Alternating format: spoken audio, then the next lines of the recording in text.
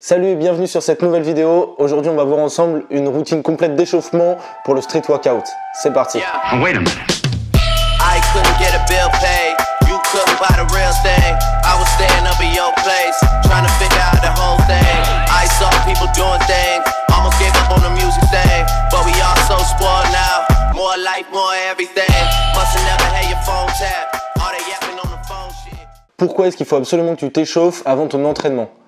L'échauffement, c'est la partie chiante mais indispensable si tu veux avoir un entraînement digne de ce nom. Quand tu t'échauffes, tu augmentes progressivement ta température corporelle dans le but de préparer ton corps à l'effort qui va suivre. Donc tes battements de cœur vont s'accélérer, ta respiration aussi, tu vas lubrifier tes articulations et puis tu vas apporter de l'oxygène à tes muscles dans le but qu'ils se relâchent. Et j'en ai parlé dans déjà plein de vidéos, mais je préfère largement passer 10 à 15 minutes à m'échauffer à chaque début d'entraînement plutôt que de passer minimum 2 mois d'arrêt parce que je me suis blessé bêtement.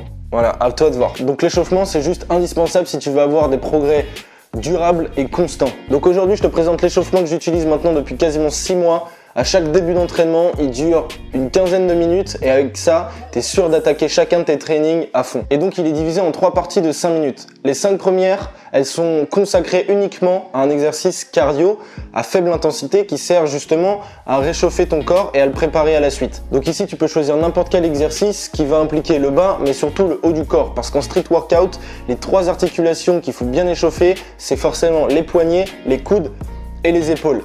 Ils sont impliqués dans quasiment tous les mouvements, donc c'est essentiel d'avoir un échauffement complet et pas uniquement de la course ou du vélo, parce que dans ce cas-là, tu échaufferais que le bas et ce serait pas optimal. Donc pour cette première partie, il y a 2 exercices que j'adore. Le premier, si tu disposes d'une salle de sport, c'est le rameur. Et le deuxième, c'est la corde à sauter. Les deux échauffent le bas et le haut du corps, donc parfait, c'est exactement ce qu'on recherche. Et si tu n'as ni salle de sport, ni matériel, tu peux carrément faire des trucs au poids du corps. Donc par exemple des mountain climbers, tu peux faire des jumping jacks ou alors du sprint sur place. Donc l'idée ici, c'est d'augmenter l'intensité progressivement. À la fin des 5 minutes, tu dois commencer à suer, ton cœur doit battre plus rapidement, tes muscles doivent être chauds, et puis ta respiration doit être soutenue. Une fois qu'on a terminé ça, on passe donc à la deuxième partie qui seront 5 minutes consacrées uniquement à l'échauffement ostéo-articulaire.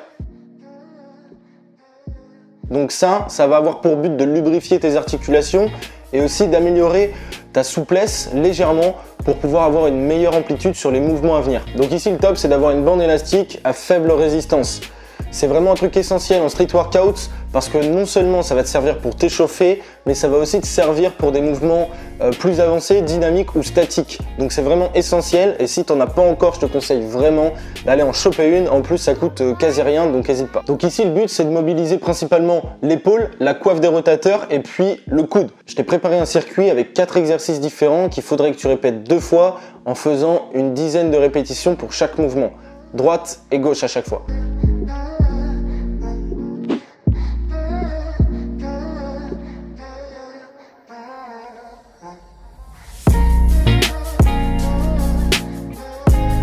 Si jamais t'as pas d'élastique, que tu l'as oublié, que tu es en voyage ou n'importe quoi, que t'as pas de matériel, tu peux aussi le faire sans et je t'ai préparé un autre circuit, même principe, 4 exercices, 2 tours, une dizaine de répétitions pour chaque mouvement, tu peux le faire de la même façon.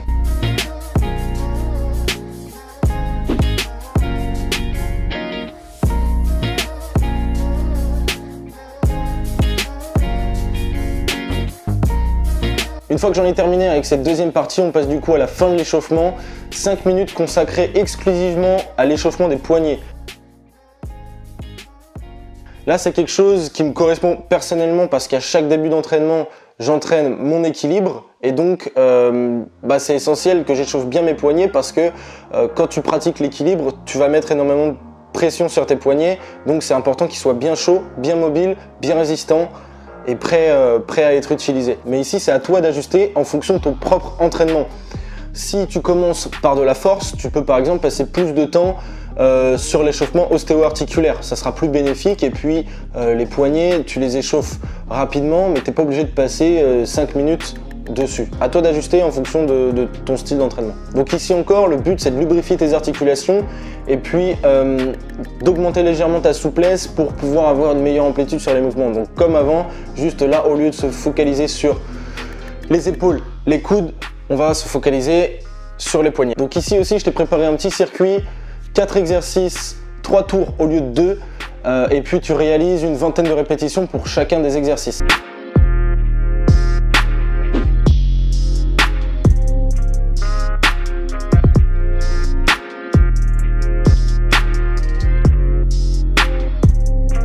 Ça y est, c'est la fin de la troisième partie et juste avant d'enchaîner sur mon entraînement, j'aime bien repartir sur des mouvements de base, donc des pompes, des dips, des tractions avec un tempo lent, contrôlé, une qualité d'exécution nickel.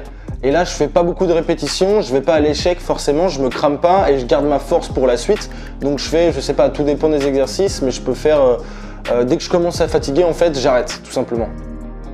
Donc ici, tu l'auras compris, c'était une routine d'échauffement pour le haut du corps, mais à toi de modifier. Si jamais tu fais du full body ou du lower body, forcément, il y aura quelques modifications à faire. Ici, c'est à toi d'adapter en fonction de ton programme. D'ailleurs, n'hésite pas à me dire dans les commentaires quel style d'entraînement tu fais.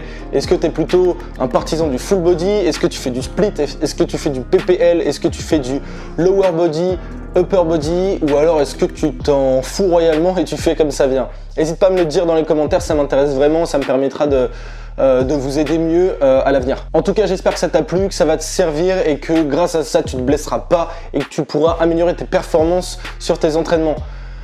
Merci beaucoup d'avoir regardé jusqu'ici. Tu peux me mettre un gros pouce bleu comme d'habitude pour aider la chaîne et puis tu peux aussi me suivre sur Instagram. Je sais pas où je te mettrai le lien. Merci à toi. À très bientôt pour une prochaine vidéo. Salut.